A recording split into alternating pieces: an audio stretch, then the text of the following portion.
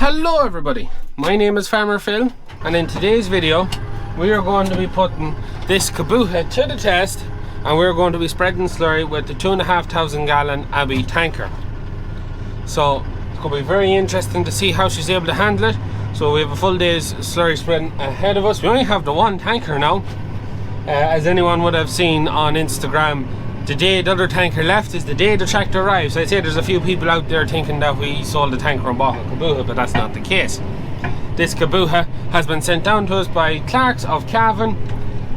We have it on demo and it's going back, I think, tomorrow. So this is the last hoorah with the Kubota, and I really want to test it out on the tanker to see what kind of pulling power. It's not so much the hydraulic end of it, because we have a hydraulic tanker and running the pump with the Massey. I'd say it'd be no bother to it, but what's she like pulling a heavy load of stuff around, hauling? That's what I wanted to see. So that's what we're going to do. Father Phil is to fill with diesel, and I have a load of water on. Go to the farm we're going to get that stirred up. We'll splash that one, and then the next farm we're going to is for dribbling, and we'll probably finish up there because this is quite a big job. So yeah, it's going to be interesting to see how she's able to handle it. It's going to be very interesting to see how she's able, because when she had the fusion on, she'd die back a bit going up the hills, which none of our other tractors would do. So it'd be interesting to see how she handles the heavy hauling. Anyways, there's only one thing we can do, and that is bait on.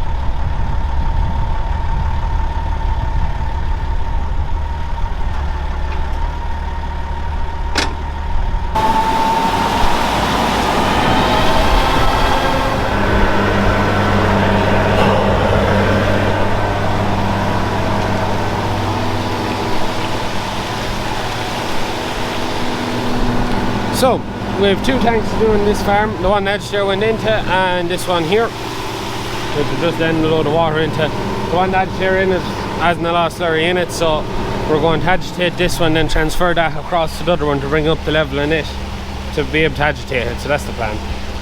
So yeah, I get this unloaded, I'll probably go for another load of water, and it's quite miserable. It's raining, not too heavy, but it's annoying too. So I'll put the camera back in the tractor as I don't want the mic to get damaged. Anyways, we're moseying away here. So plans have changed slightly. So on the farm we're doing at the minute, there's two tanks to be done.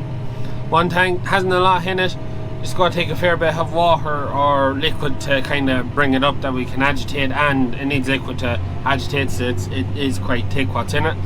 The other tank is full enough, but we let the load of water into, but we have to go get another load for it.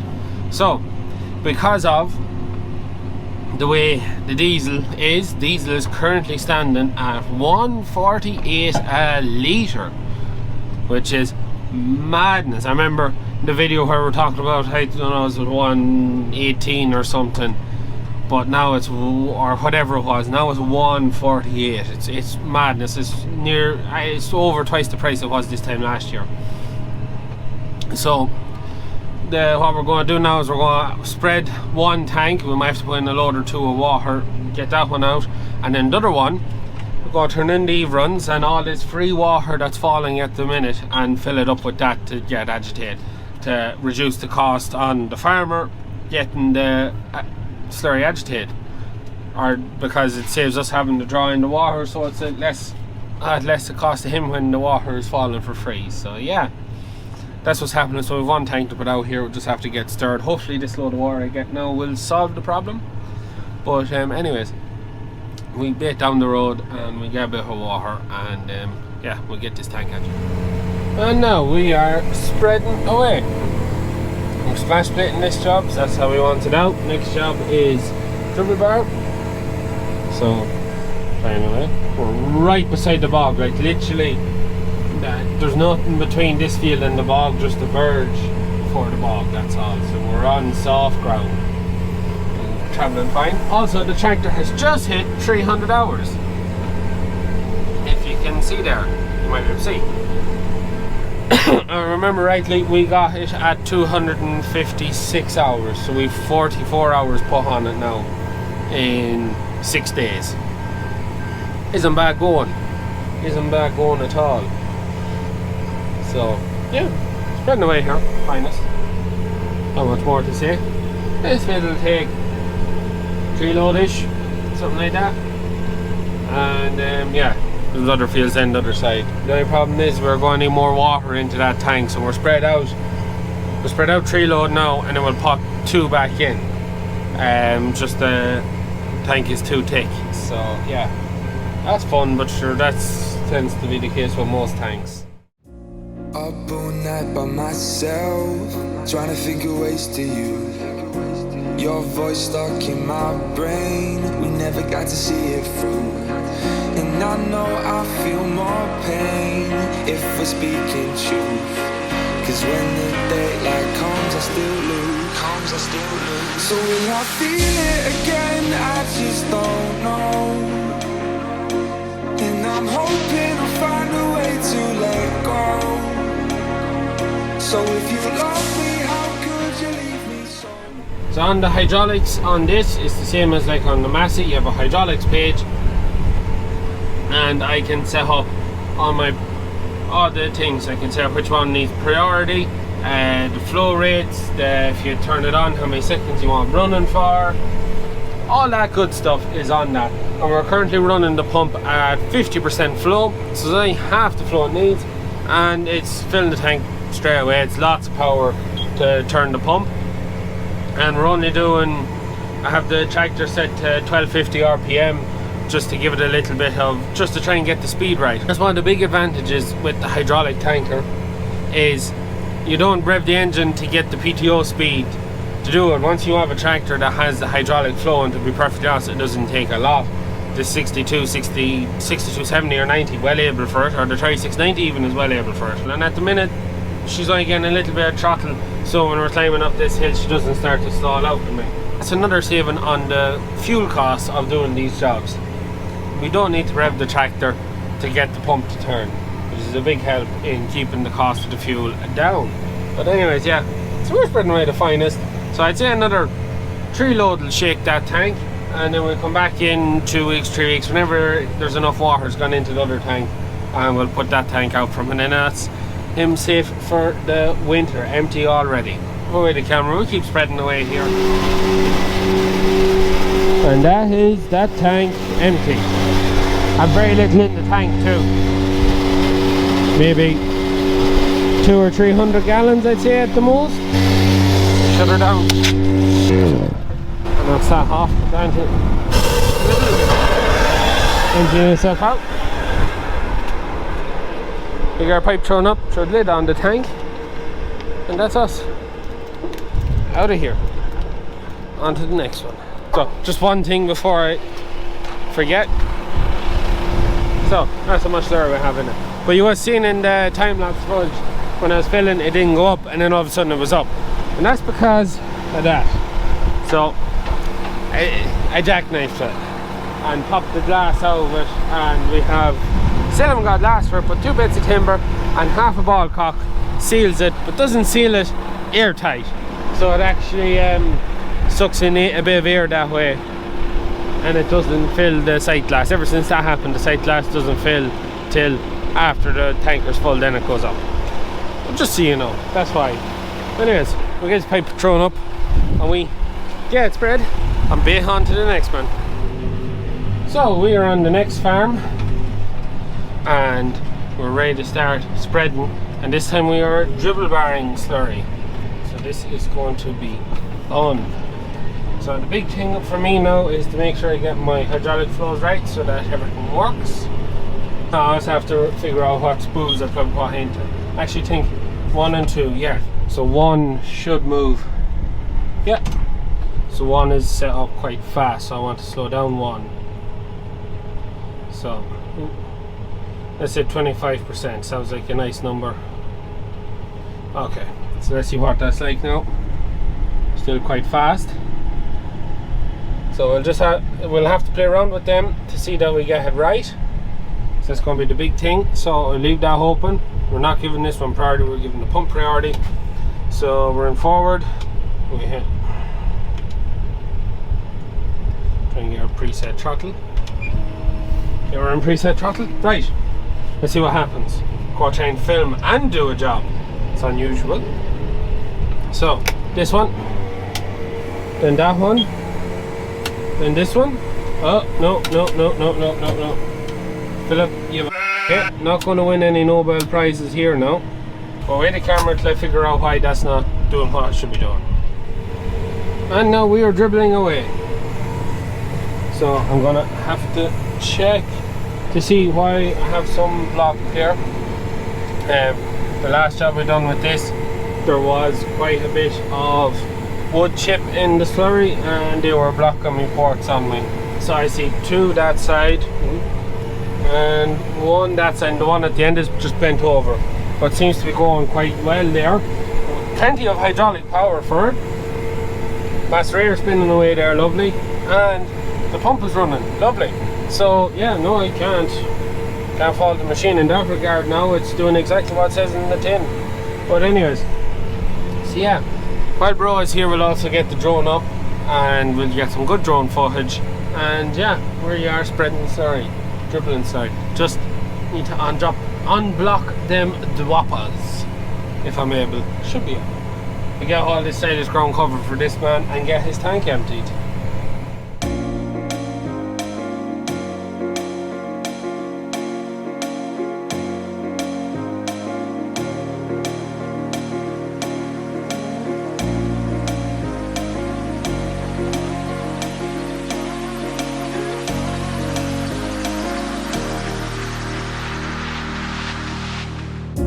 Up all night by myself, trying to think of ways to you.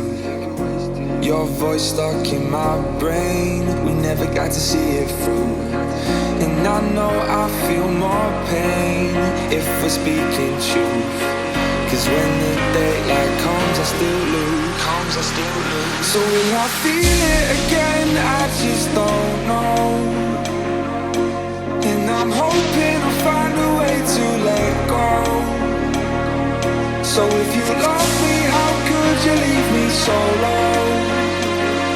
So will I feel it again? I just don't know. I just don't know.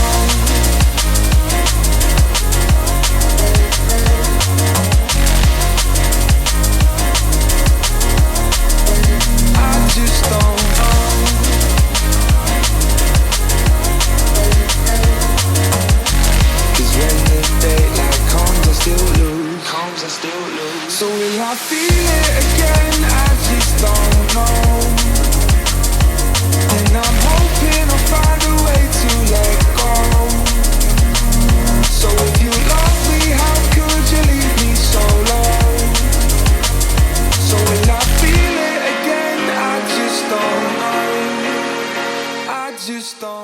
As you seen, the drone was up there and we have all bar one dropper working. One dropper decided to come working while the drone was up, which was quite nice. It was a very nice surprise. But we have one dropper not working, and of course I'm in a different tractor and I don't have any tools. No tools to fix, to take apart the droppers to see can I get it cleaned out. No, this is what you call turning on filming when there's a few movements needs to be done. A bit of a pull on there now. It's quite boggy here. You might have seen the land where we're at the minute is now a lakeside property because Port Namona has the local bog flooded. Just the other side of them hedges is now a lake. So yeah, that's rewilding for you, but how and ever. But no, we're spreading the wettest, the softest end of this field now. And just on, we mowed this with the butterfly mowers and it's very unlevel. It's up and it's down, it's up and it's down, and that's because of how the land is, or it's just a bog. But after I mowed it with the butterfly mowers and Robert bailed it, and we were at pit side or something the next day anyways, Robert says to me, he says, the mowers were mowed fierce well. He says they didn't scalp the hills and they didn't miss the dips. done a lovely even job. Even the farmer said to me he was well happy. I've actually had most farmers say to me that how great a job them moors are doing. It kind of makes me feel like, geez, was I not doing a good job before or something? But oh, never. We're flying away here. A little bit annoyed I have that one dropper not working, but I don't have the tools to fix it, so it's not too bad though. It's only one. I've often seen more not working. But anyways, we're going to be on. We're going to get this bit of slurry out for this man, and we take a load one way, we take a load the other way, and it leaves it handy. The slurry is quite nice. It's thin of itself, but, and this is the but, there is a fair bit of fibre in the tank, and that may give me some issues with droppers. It may not. It hasn't done so far, so it might be okay. But that's just something I have to keep an eye out for. Me empty now, so close, like that. Another way, fold up, drop back the throttle. Let's fold it up. We're back on into the yard. I keep going here for my dyno shift to go up gears, but I don't. So on that, I keep pushing that. Anyways, we'll go get this slurry spread. We're spreading away here on the bog, and just look at the wheel of the tanker. You can see all the ground. I'm starting to overlap now, but you can see the ground waving underneath it. It's all just moving around it. It's pretty soft out here, so it is. We're tipping away here nicely. Tank is over halfway. Ground is about halfway covered, maybe a bit more. It's just kind of keep going till it runs out, get the silage ground covered, then cover some grazing ground, and yeah. So what other things I've started doing, get tired of turning me neck round trying to see am I lapping or not. I use the mirror, so I can see in the mirror how I'm getting on, and then I can just adjust slightly in or out if I need to. Saves me having to turn around and start looking behind me. Also, I have done some dribble barring with the 6499 and the Trimble auto steer, and ho ho ho, I can tell you something, there is nothing more satisfying than a field spread with the dribble bar and it's all dead straight lines and there's no lapping or missing or weaving. I tell you now, it is very nice. So just putting out the last load now for today, so I'm gonna go home after this. There's about 2 foot left in the tank, so it's another hour or two spreading. It's starting to get quite, well, thick isn't the right word. It's the slurry is separating the fibres at the top, and I'm getting a lot of fibre now, and it's just constantly changing the mass rare to try and keep all my droppers working right. But yeah, this load will finish this field, and then it's another 2 load to finish the other silage field and do some grazing ground, and that's it. This job will be finito, and hopefully I get it done in the morning with this with the Kubota before it has to go back. So that is my plan, and it's great lights out of this. Another thing I haven't showed you, but you see them big spotlights there? They're for, so if I flick this switch here, it turns over, yeah, it turns the headlights over to them ones. So if you had something on the front, it turns off your front lights and they become heads and depths. So yeah, that's what that's for. Anyways, stop messing, keep spreading. We finished up there this morning on PJ and Adele Farrell's land, and just a shout out to all the ag science students in Carrigan Shannon Community School, so shout out to you. But yeah, we're going to finish the video now, and this is going to be review the full tractor. Tractor's going back now. She is fully washed except for look, I washed her how I'd wash her own tractors. I didn't wash all the lugs in the tires, and probably when it dries off you'll see bits that aren't washed. That's always fucking way. And I also run out of my snow foam stuff, so I have to go to Hoff's back and get another few cans of it. But anyways, so just to finish the slurry end of it, how she performed on the slurry tanker, I was quite happy with. Lots of power. The hydraulic flow is there to run all my mass rares and everything. Now just on the hydraulic tanker, the 6290s, 6270s can run it, so I was fully expecting this would be able to run it, but she was running the mass rare 25% flow and pump on. I actually turned it back to 40% flow because I thought she was running a bit hard. So hydraulic flow on that tractor, perfect. not a bit of bother to it.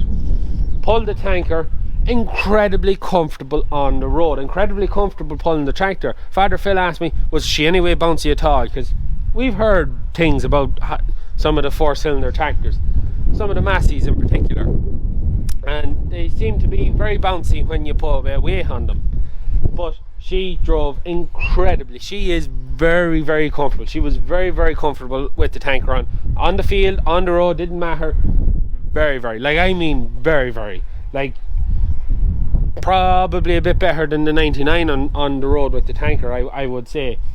The one thing when she was on the tanker, the top gear, so when you're up on 50k, she does kind of smell a hill now. Coming up the bridge, anywhere where there's a bit of an incline, she starts to die back. So you'd often find, I'd say now, if you met a big hill or a fair bit of a hill, you'd be coming back gears. But whereas the 99, the 3690, the 6480, that for that matter, when I was running, they wouldn't notice the hills with the 2,500 gallon tanker, but she did. She was coming back a bit.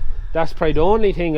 It's not even a fault. It's not enough for me to say that, you know, you'd say I'd leave that one at home, I'd bring a different tractor. But you could feel her on the hill. She was pulling back a bit where other tractors wouldn't on the same hill. One other thing in the cab, when I come to my preset throttles, so I have my A and my B, but to activate the A and the B, you have to give her a little bit on the hand throttle. So you have to get over 1,000 RPM. So I push it up to 1,000, pop it in when I'm in the field. But when I be in the yard filling, then it was always that little bit. No, it's not really an issue. It's just something you have to kind of get used to. You'd pull it back, you'd push it forward. Yeah, it'd be nice if you could just engage without having to give it a bit on that throttle. But it's not the end of the world. But all in all, on the tanker, perfect. You pull a tanker on it any day of the week. So to kind of summarize on everything, the full experience on the tractor, just turn on the ignition, see how many hours we've done. So we've 310 hours upon the clock, and if I remember rightly, it came with 256. So that means we have 54 hours behind the tractor in 7 days. And take it that the first day it came, we didn't do anything with it, and on Sunday we didn't do anything with it. So in 5 days we put on 54 hours, which is just over 10 hours every day we've worked the tractor, which isn't bad going. The cons, so some of the things that I noticed about it. So the turning circle isn't as good as I thought it was going to be. I thought now, by the look of it, that she'd be very, very sharp turning back on herself. She wasn't as tight as I thought. The 3075 has a tighter turn. Now it's far better than the 99, but just not as tight as I thought now. The headland management buttons, the work, but I prefer the what's in the 99. That's really it. That's really it. They're the only things that I would say, yeah, I thought the turn should be a bit tighter, and the headland management and the having to push the throttle up to engage the A and B, I changed them. Other than that, that's really it. I have to say I have been incredibly impressed with this tractor, like unbelievably impressed. Like I can't describe just how much. It's one of these things. You'd look at Kubota. Now I have to say the new Kubota design, they've done a great job in designing it. It is a nice, very nice looking tractor.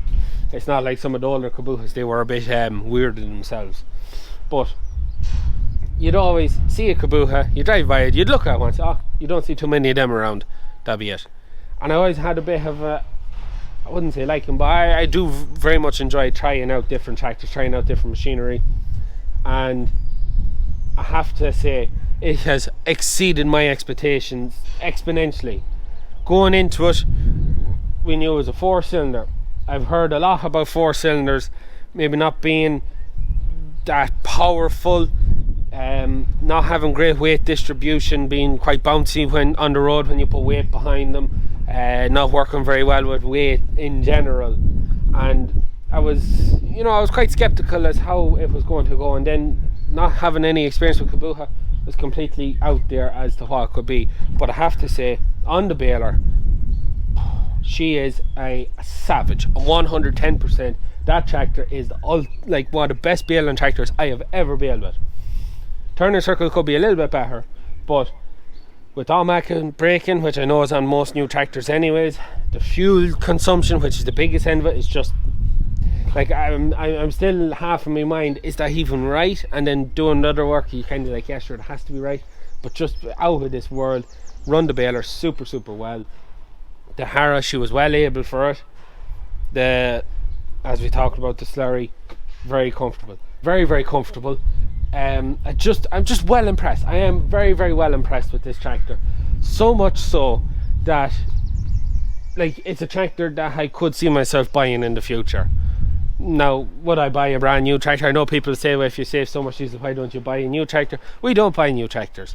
The cost of one of them new, I could buy 3 or 4 6499s or 7618s or 20s for the same price as a brand new tractor. So that's why we don't buy brand new. Someday I will buy a brand new tractor just to say that I bought a new tractor. Won't be a Kubota, but I could see myself having a tractor like this. One of the big things I'll take away from having the Kubota is that we need to look out for a high horsepower 4-cylinder tractor. Try and see what the Massey's like, and if I wasn't happy with how the Massey is, if I ever got the chance to see it, I definitely come back to this tractor to get one to run the baler. There's nothing about the tractor that would say I wouldn't take it to do that job.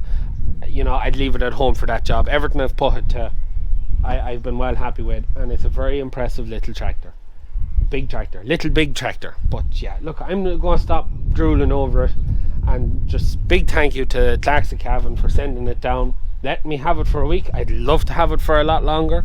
I'd love to hang on to it. If anyone is interested in Kubotas, you can check Clarkes of Cavan out for it. So I'm going to park it out away, go take off the Butterfly Moors Pond, the Dribble bar tanker onto the 99 and go back at the Slurry, and we'll let this Kubota on our merry way. The other thing I want to ask, was there any jobs that you would have liked to see me do with the tractor that I didn't get around to? Any other jobs? Leave a comment down below. Just in future, if I ever got a different demo tractor, there's one in, maybe come, may not come, there's another different breed of a tractor, but we'll have to wait and see. But if there's anything you'd like to see different on, or you'd like to see demo tractors do, in the comments down below. And just on one thing, I've always, as I said, you always see a Kubota, you're like, yeah, you know, I wonder what it's like. I've got to know what it's like. There's 2 other tractors that are high up on my list that I'd love to get a chance to drive to see what they're like. It's starting to get bloody windy now. Liv will be giving out to me, and I know some people might say that you're testing the water, seeing can you get one, but whatever, don't mind. But the 2 other tractors I'd very much like to get to try out is a Dites. We drove a Dites briefly when we were at the Pottinger Day in Wexford, and I was just well taken with just how that little driving experience went, and I'd love to get the chance to give her a good run. And the other one is the new Type Landini. There was one of them at the Crown event running on 2 moors, and I just on the outset looking at it, we were well impressed, and everyone that was at the day, everyone was just commenting on how nice the Landini looked. And I'd love to see, well, is it as good as it looks, if you know what I mean. There are 2 tractors be high on my list to try out. But anyways, I think we're going to leave it at that for today's video. I am genuinely going to miss the Kubota now. Thoroughly enjoyed my time with it. Anyways, we're going to leave it at that for today's video. As always, please like and subscribe to the channel. Videos every Tuesday, Thursday and Sunday. That is it for me. Good luck.